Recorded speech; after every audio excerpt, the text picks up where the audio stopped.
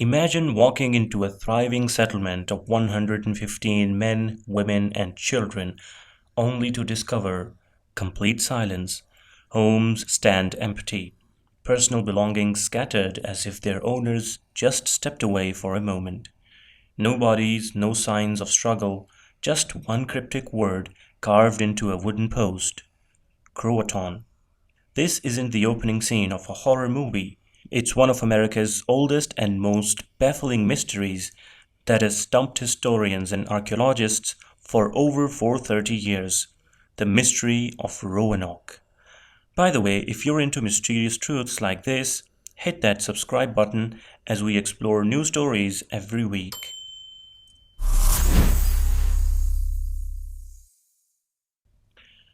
To understand the mystery of Roanoke, we need to travel back to the late 16th century, when European powers were racing to claim territory in the New World.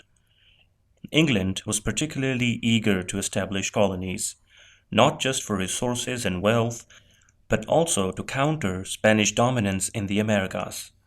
Queen Elizabeth I granted Sir Walter Raleigh a charter to establish the first English settlement in North America, a foothold that would extend England's power across the Atlantic. In 1585, the first group of colonists arrived on Roanoke Island, located in what is now North Carolina's Outer Banks. This initial expedition, led by Ralph Lane, wasn't intended to be permanent. After facing severe food shortages and deteriorating relations with the local CROATOAN tribe, these first settlers returned to England with Sir Francis Drake in 1586. Undeterred, Raleigh organized a second attempt at colonization. In 1587, a group of 115 settlers, including men, women, and children, arrived at Roanoke under the leadership of John White. This time, the goal was to establish a permanent settlement they called the City of Raleigh. From the beginning, the Roanoke colonists faced tremendous challenges. The island offered limited fertile land for crops, and the settlers arrived too late in the growing season to establish substantial food supplies. Relations with indigenous tribes had already been damaged by the previous colonists' aggressive actions. Fresh water was scarce, and the colonists weren't prepared for the harsh conditions they would face on this remote island. Just weeks after arriving, the colonists faced a critical shortage of supplies. As their governor, John White reluctantly agreed to sail back to England to secure more provisions, medicines, and additional settlers. White left behind his daughter Eleanor Dare and his newborn granddaughter Virginia Dare, the first English child born in the Americas. What should have been a brief supply run turned into a 3-year absence. England's war with Spain delayed White's return, as Queen Elizabeth I ordered all ships to remain in England to defend against the Spanish Armada. By the time White finally returned to Roanoke on August 18, 1590, the colony's third anniversary, he found something impossible to comprehend. The settlement was completely deserted. There were no colonists, no bodies, no indication of violence or struggle. The houses had been dismantled, suggesting a planned departure rather than a hasty escape. White described it in his journal: "We found the houses taken down, and the place very strongly enclosed with a high palisade of great trees, but we found no man nor sign that any had been there lately." The most puzzling clue was the word CROATOAN, carved into a post of the fort's palisade. Additionally, the letters CRO were found etched into a nearby tree. Before his departure, White had instructed the colonists that if they needed to relocate, they should carve a Maltese cross if they left under duress. No such cross was found, suggesting the move wasn't made under immediate threat. White attempted to sail to CROATOAN Island, today's Hatteras Island, home to the friendly CROATOAN tribe, but severe storms prevented his landing. He eventually returned to England without ever learning what happened to his family and the other colonists. They had vanished without a trace, becoming America's first and oldest unsolved mystery. Over the centuries, numerous theories have emerged to explain the disappearance of the lost colony. Let's explore the most compelling possibilities. The massacre theory suggests that the colonists fell victim to hostile indigenous tribes.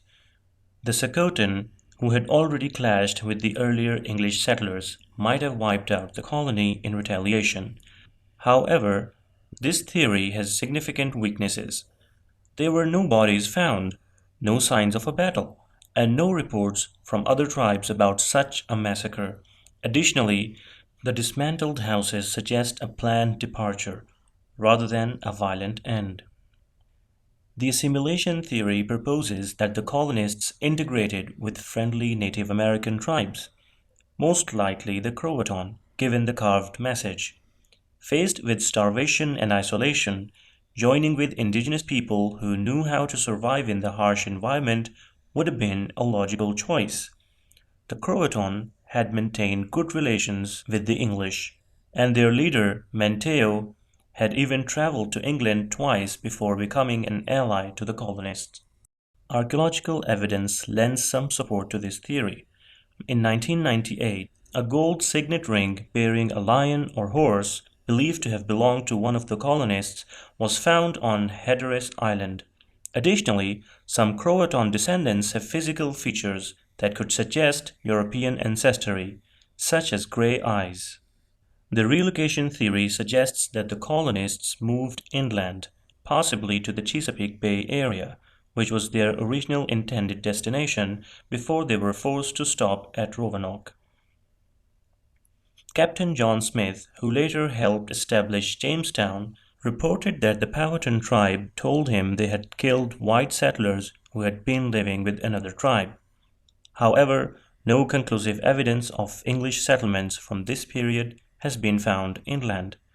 Environmental factors likely played a significant role regardless of which theory is correct. Tree ring data reveals that the colonists arrived during the most severe drought in 800 years. Without access to fresh water and unable to grow sufficient crops, the settlers faced starvation and disease. These dire conditions would have forced them to make desperate choices for survival. One fascinating theory combines environmental disaster with relocation.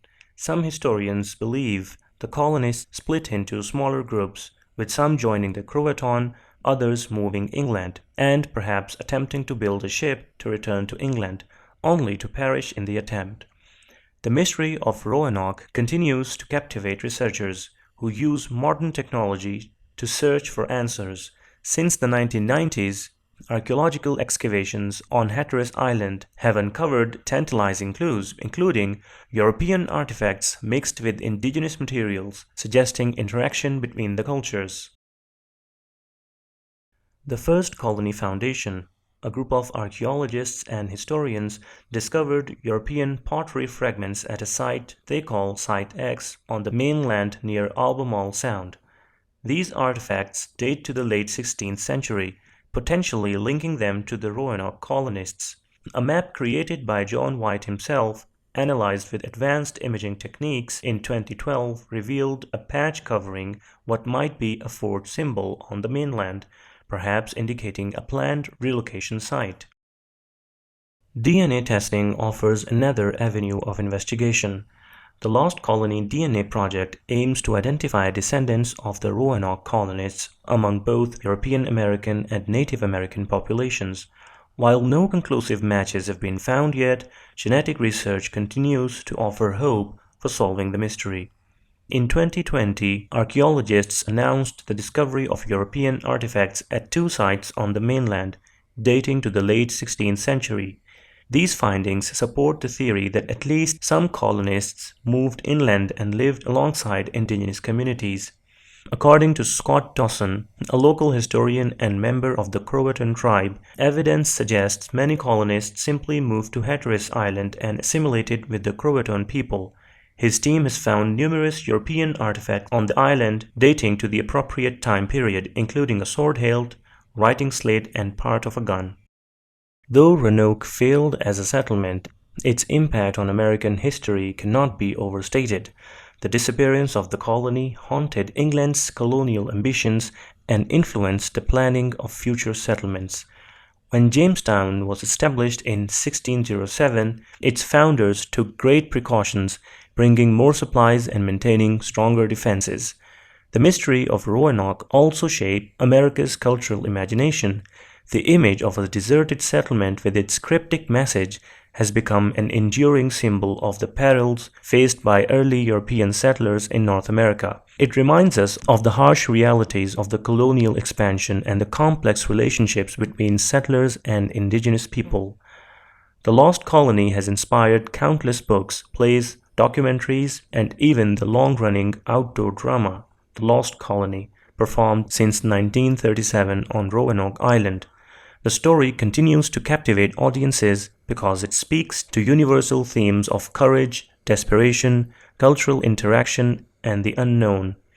Perhaps most importantly, Roanoke represents America's first great unsolved mystery, a historical cold case that remains open after more than 4 centuries. It reminds us that history isn't always a clear narrative with definitive answers. Sometimes the most fascinating stories are those that leave questions unanswered. The vanishing of 115 men, women, and children from Roanoke Island remains America's oldest unsolved mystery. Whether they were massacred, assimilated with friendly tribes, or succumbed to environmental challenges, their fate continues to elude us despite centuries of investigation. What makes this mystery so compelling is that we may never know the complete truth. Each new discovery offers tantalizing clues, but never the full picture. The colonists left behind just enough information to point us in a direction, but not enough to lead us to a definitive conclusion.